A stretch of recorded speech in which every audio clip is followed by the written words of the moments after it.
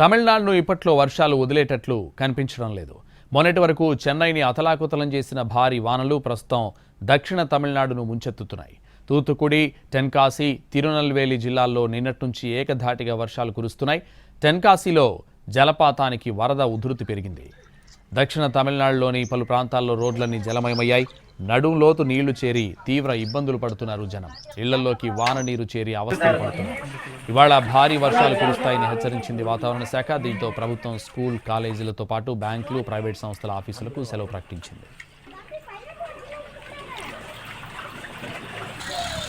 తూత్తుకుడి జిల్లాలో నిన్న కురిసిన భారీ వర్షానికి అక్కడి పరిస్థితి దారుణంగా తయారైంది. పలుచోట్ల వరదలు పోటెత్తుతున్నాయి. రోడ్లపై నీరు నిలిచి రవాణాకు ఆటంకాలు ఏర్పడుతున్నాయి.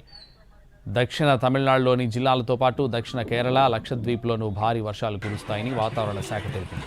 ప్రభుత్వం ముందస్తు చర్యలకు దిగింది. ఎన్డీఆర్ఎఫ్కు చెందిన 250 మంది సిబ్బందిని సహాయక చర్యల కోసం నియమించింది.